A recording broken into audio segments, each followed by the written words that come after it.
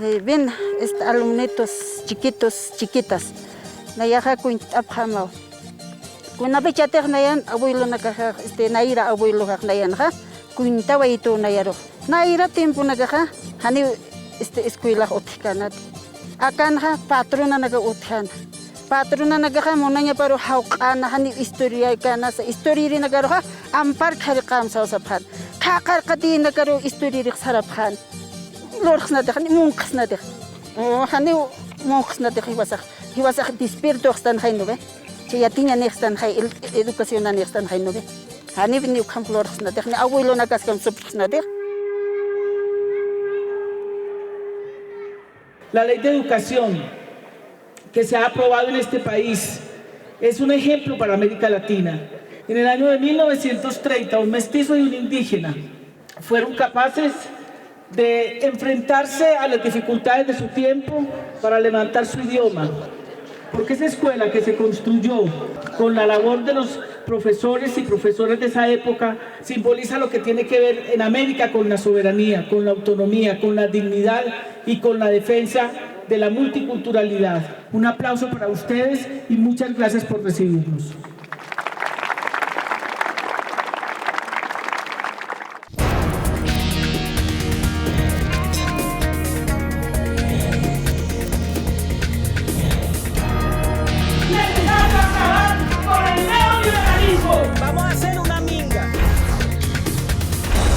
Soy Piedad Córdoba, activista de derechos humanos, y a donde quiera que vaya voy siempre en busca de una causa justa. ¡Tus luchas son nuestras luchas! Chukl satayapjana, chuklamayoyapjana, asintu vijanek awatiyapjana. Vicenta, ¿y cómo te parece la ley de educación que aprobó el presidente? Bien está. Ojalá que se cumpla. Abelino Siñani, qué bonito. Toda comunidad es ayudarnos nosotros, trabajaremos nosotros. Aines, tiene que, chakra tiene que hacer, producto tiene que haberse, el telar hay que tejerse, ayudando los mismos alumnos, los maestros, las mamás, los papás, los amigos. Ese es Abelino Siñani, proceso de cambio. Por eso estamos luchando, comunidad, las mujeres enseñando poco, y hasta ahora sí estoy luchando, hermano.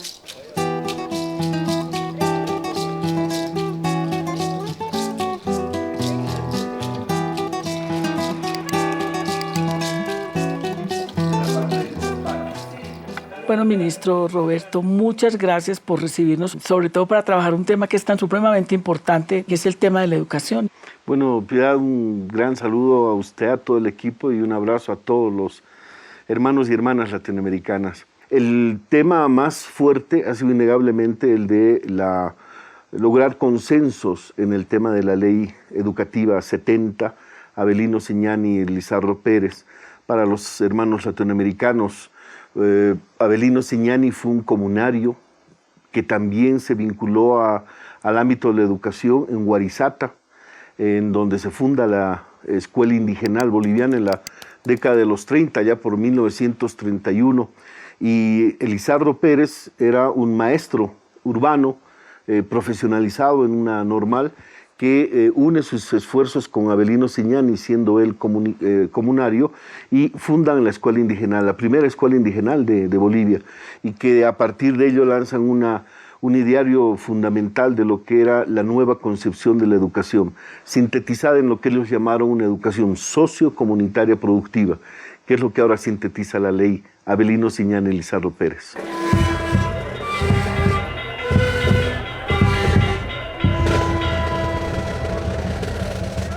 Este lugar es histórico, en primer lugar, porque Elizardo Pérez lo había fundado en 1931, sobre todo porque para entonces no había educación para el indio, no había escuela, no podían aprender a leer y escribir los niños campesinos, era prohibido para ellos. Pero que a partir de esa época cambia la historia con las primeras escuelas indigenales que se siembran en Bolivia. Pero los políticos lúcidos de entonces dijeron que había que civilizar al indio. Y lo que hicieron fue civilizarlo en castellano. Y civilizando al castellano, olvidaron que las lenguas indígenas servían para la educación. y por tanto era prohibido en la escuela aprender la lengua aymara. Los niños que hablábamos aymara en el curso éramos castigados con una piedra en la mano y con un pie levantado arriba, así que nos castigaban en las aulas. Hoy día luchamos por una identidad con su propia lengua, con su propia cultura y además el reconocimiento cultural al pueblo aymara. El componente en Bolivia cultural nacional, cultural lingüístico, es un componente no resuelto desde la época de la Constitución de la República y no resuelto en lo que fue el paso del feudalismo al capitalismo en el 52. Y es en esta época en donde el presidente Evo Morales lanza una visión de reivindicativos de los pueblos y naciones indígenas originarios, campesinas, como se puso el término en Bolivia. Collasuyo se denominaba en lengua aymara el territorio que hoy ocupa Bolivia. Aymaras, quechuas, guaraníes, yuracares y muchas otras naciones indígenas todavía habitan en esas tierras. 1534. Conquistadores castellanos inician el establecimiento del régimen colonial del Collasuyo. 1575. Los pueblos originarios son reducidos a la condición de esclavos. El invasor europeo no reconoce cultura en sus costumbres, idioma en sus lenguas ni civilización en sus saberes ancestrales. 1825. El venezolano Antonio José de Sucre gana la independencia del Alto Perú. La naciente nación se llamaría Bolivia en honor al libertador Simón Bolívar. La independencia no supuso una mejoría para los pueblos originarios de Bolivia, aunque se les reconoció su condición de bolivianos. En diversos artículos de la nueva Constitución Política se les discriminaba y excluía del proyecto nacional. Artículo 6. La religión católica apostólica romana es de la República, con exclusión de todo otro culto público. Artículo 14. Disponía que para ser considerados como ciudadanos era condición saber leer y escribir. El castellano, por supuesto, requisito que no cumplían la inmensa mayoría de indígenas. Entre 1825 y 1826, Simón Rodríguez es nombrado por Bolívar como director de enseñanza pública de ciencias físicas, matemáticas y de artes, según palabras del propio Rodríguez. Mi gran proyecto consistía en poner en práctica un plan bastante meditado que estriba en colonizar la América con sus propios habitantes para evitar lo que temo acontezca un día, que la invasión repentina de inmigrantes europeos más inteligentes que nuestro pueblo actual venga a avasallarlo de nuevo y a tiranizarlo de un modo más cruel que el del antiguo sistema español. De cualquier forma, el solo hecho de reunir en un aula a niños indígenas, blancos y mestizos constituía una hazaña para la época. Siglo XX. En 1931 asoma un cambio radical. El mestizo Elizardo Pérez y el indígena Avelino Siñani fundan en la zona de Guarizata un proyecto de emancipación educativa indígena que marca un hito tan perdurable que en estos tiempos aquella escuela vuelve a ser ejemplo y su espíritu ley.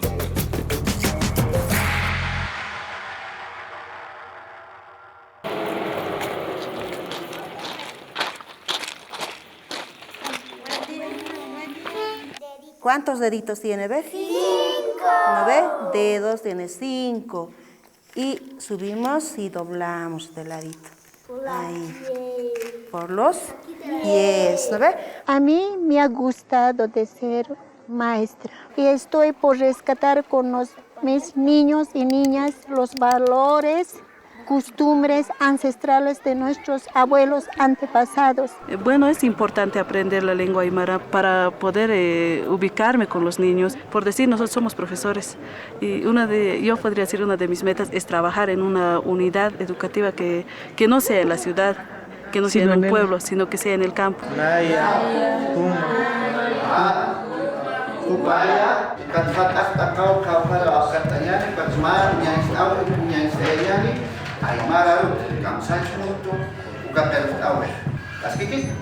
Empezamos a escribir, a leer, a producir textos, y estos docentes que van a ser futuros docentes, ellos también van a ir ya de la misma manera ya practicando la lectura y escritura con los niños en sus escuelitas.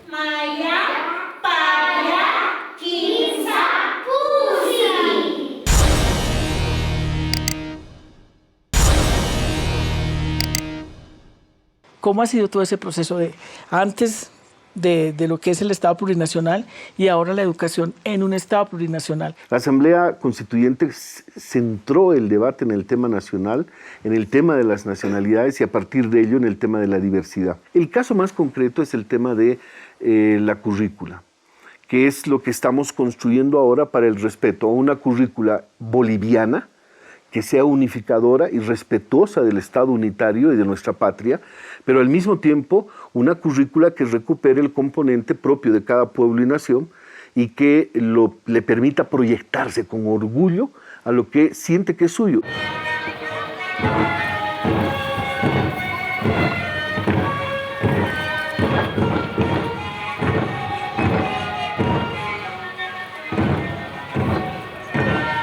Rescato los puntos de vista andinos para esta ley, y eso es importante. Una de esas es, por ejemplo, yo veo que tiene una característica de una física cuántica, que son comunidades autónomas, pero a su vez también ligadas unas a otras.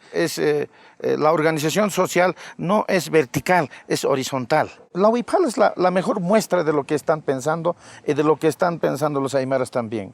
Es que sea una sociedad sin jerarquías, ¿ya? Sin discriminaciones, y por tanto sea una sociedad cuántica, si quieres.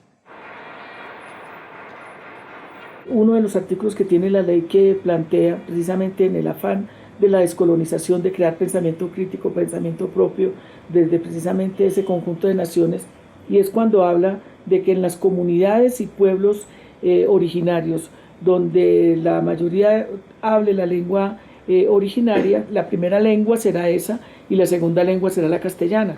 Pues la gente inclusive se pregunta por qué eso no fue desde antes, y más bien se planteó la colonización a partir de la imposición de una lengua que no conocían y de una religión que no conocían. Yo lo que puedo afirmar a partir de mis convicciones, sí, de mi certeza y de la misión que también como sacerdote tengo, es que no podemos prescindir de la religión en la educación. ¿Por qué? Porque si hablamos de una educación integral, tenemos que cultivar la mente y todo lo que podemos llamar el espíritu, la vida moral, que solamente puede fundamentarse con criterios que nos vinculan siempre con la trascendencia y con lo sobrenatural. Pero entre esto y una cosmovisión indígena hay una diferencia abismal. ¿Cuál es? La religión trae consigo una estructuración de todos sus elementos en un dogma, una moral y un culto. La educación asume y promueve como principios éticos morales de la sociedad plural, es como decir amaquella, amayuya, amasúa. ¿Qué significa? No seas flojo, no seas mentiroso, ni seas ladrón. También tiene otro principio, suma camaña, es el vivir bien. Estos principios son de los pueblos indígenas de todo lo que es el Estado plurinacional de Bolivia. Pero hoy en día, como la educación se basa en esos principios, en esos conocimientos de nuestros pueblos ancestrales. ¿Quién dice que lo que ellos creen, sus ritos, sus creencias o su cosmovisión, no es tan válida como esta? En ese sentido, Piedad, esto significa una verdadera involución. Eso es colonización. No. Porque usted especifica que lo único cierto, lo único verdadero, es lo que usted considera dogma, fe, y fuera de eso, moral. El indígena tiene que de ahorita crecer, desarrollarse, integrarse. Antes se valoraba castellano, pero sin embargo, con desconexión, nuestra lengua tiene el mismo valor que es la lengua aymara.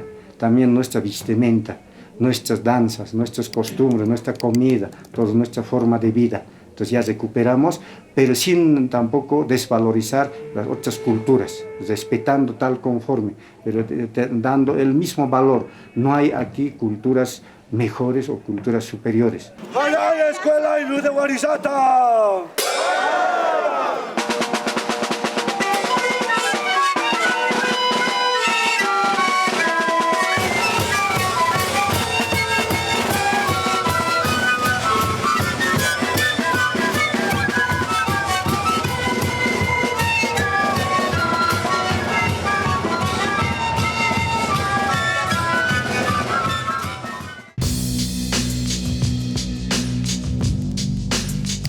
1920. Se desarrollan escuelas indigenales en las zonas rurales, pero el sinónimo de civilización continuaba siendo la lectura y escritura del castellano. 1930. La Escuela Profesional de Indígenas de Warisata produjo una verdadera revolución en el campo pedagógico. Restauró el antiguo Parlamento Amauta, donde el indígena recupera su derecho a hablar, pensar y forjar su destino. 1940. La Escuela Comunitaria de Warisata, rodeada y presionada por las élites que querían una educación castellana y homogénea, funcionó hasta los comienzos de esta década. La educación desde y para los pueblos indígenas, originarios campesinos, se clausuró por largos años. 1952 y 1976. García Linera escribió sobre este periodo. Del 60 al 65% de la población boliviana, que tenía como lengua materna un idioma indígena, solo pudo ejercer sus derechos de ciudadanía por medio de un idioma extranjero, el castellano, ya que la educación oficial, el sistema universitario, el vínculo con la administración pública, los servicios, etc., únicamente podían realizarse por medio del castellano y no a través del uso del idioma quechua o aymara. 1980. Las organizaciones indígenas originarias campesinas de Bolivia demandan activamente una educación que respete la diversidad cultural y lingüística del país. En 1994, la nueva Ley de Reforma Educativa declaró la educación nacional como intercultural y bilingüe. El tratamiento de los conocimientos indígenas originarios quedó en un nivel superficial. Año 2006. El gobierno de Evo Morales Ayma inició una serie de transformaciones orientadas hacia el llamado vivir bien. La educación para vivir bien es un proceso de transformación humana en convivencia respetuosa con la comunidad y la naturaleza. 2010. Poco después de ser consagrada la Constitución Plurinacional, se aprobó la Ley de Educación 070. Avelino Ciñani Elizardo Pérez, inspirada en la experiencia de aquellos hombres fundadores de la Escuela de Warisata. A partir de la Ley 070, todo el sistema de educación formal es intracultural, intercultural y plurilingüe. El Estado así se encuentra casi por vez primera con sus habitantes. Acá podemos ver este cuadro, es del autor Fausto Aust, ¿no? Quien ha pintado reflejando lo que es la educación liberadora, la educación emancipadora y también la escuela activa, productiva, la escuela nueva, la escuela del trabajo. Observamos personas que están haciendo un labor específico de una manera conjunta, lo que es la nueva ley de educación sociocomunitario productivo.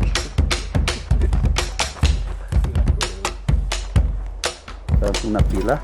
Con la misma naturaleza podemos enseñar a los estudiantes. También podemos enseñar a sumar y todo eso, a restar igualmente con las cebollas. Puede ser, digamos, para los niños algo dinámico. ¿No? Entonces, metro cuadrado. Nosotros como alumnos, después de hora cívica, salimos cada lunes en la tarde, dos alumnos, un amauta, un maestro, salimos a 4 o 5 desvíos de agua a diferentes comunidades. Entonces, sembraba papa, oca, papaliza, trigo, habas, quinoa, todo eso, producción en cantidades. La ley de educación 070 expresa el sentido de un trabajo sociocomunitario productivo, que ha sido la educación de la Escuela Ayllu Warisata. Socio en el sentido social, universal, que esté vinculada al derecho de todas y todos a tener educación. Comunitaria en el sentido de que la educación tiene que estar vinculada a la vida y debe desarrollarse recuperando la vida. ¿Para qué? Para vivir bien. Este componente está ligado al productivo en el doble sentido.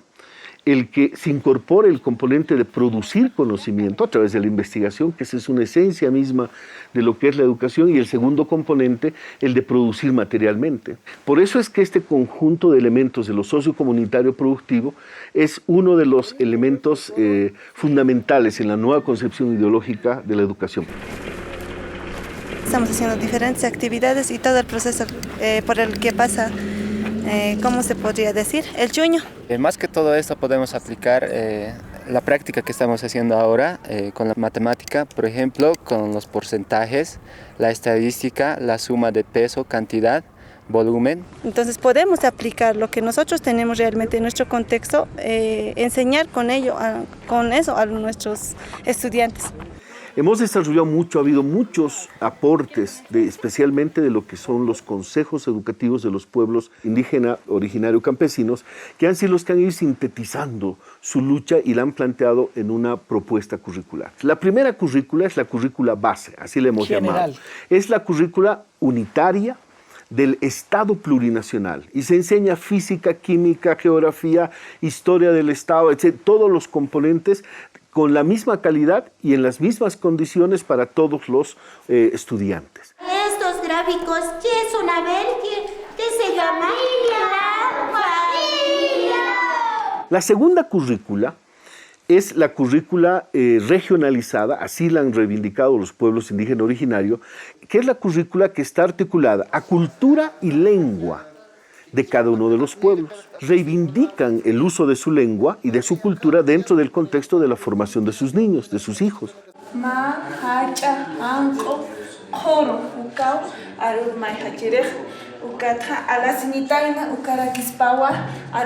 La tercera currícula es la currícula diversificada.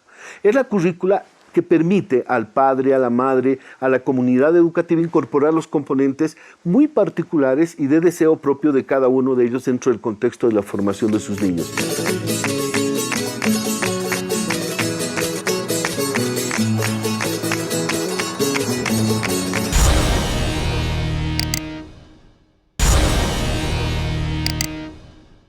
Para la Aymara, armonizar con el otro supone avanzar. Entonces, en ese concepto, cualquier maestro, cualquier técnico, lo va a diseñar los currículums escolares en ese sentido. Y también no son tan chauvinistas los aymaras para poder encerrarse en su cultura, no. Ellos lo van a armonizar.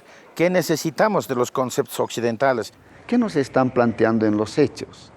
Que en vez de que la educación esté orientada a de un salto atrapar lo que ha logrado la humanidad en su conjunto, deberamos colocar en segundo plano ese conocimiento para partir fundamentalmente de lo que han alcanzado nuestros pueblos originarios.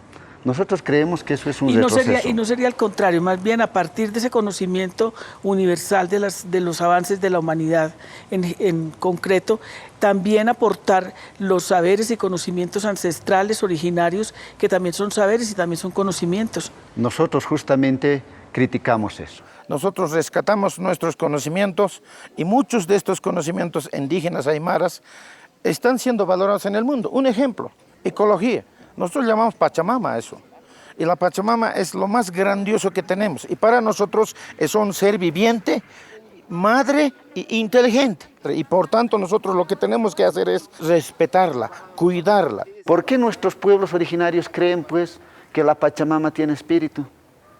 ¿Qué es eso? Es científico. El occidente vino y nos han dicho que esto es una materia inerte, muerta y que hay que, dominarla. Dominar a la naturaleza, eso nos han enseñado, pero casi nos los hemos creído. Hoy estamos recobrando esto.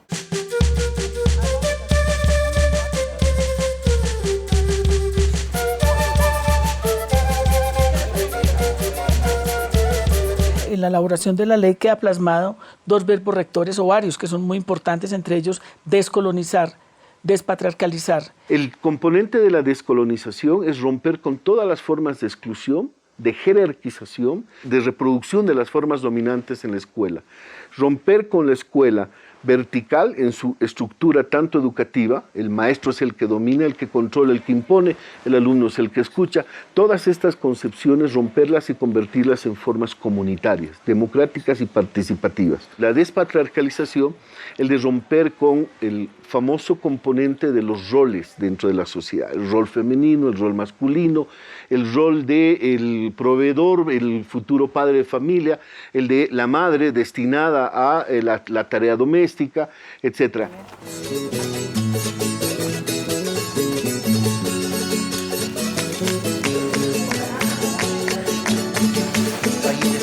La forma de vivir mejor de la Aymara es vivir mejor con el otro. De ahí viene la reciprocidad. ¿Ya? Y es el fundamento de lo comunitario. Estamos diciendo que el otro importa para que yo viva. O sea, si no hay el otro, no existimos. El presidente Evo Morales ha cerrado todo este tema de la discusión sobre currícula, sobre todo este tema, una frase que me pareció fascinante. En la época de la colonia, nos decían los españoles que los indios no teníamos alma. Ahora hay sectores de la derecha, sectores trotskistas que nos dicen que los indios no tenemos saberes, conocimientos y no tenemos ciencia. Por eso, la base para el presidente Evo Morales es, sobre el respeto a la diversidad, construir una nueva educación. Vivir bien. Vivir bien. Gracias, ministro. Muchas gracias. Y felicitaciones. Gracias.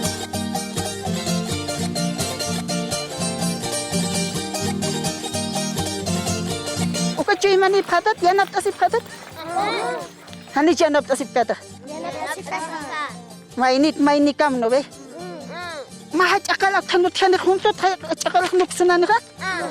Ketsapak puedes patach akal nuksun ka. Hai kambi managa satta pata. Kamaya ukat cambio. Soma kaman je katanya kaya. Está bien. Valikip.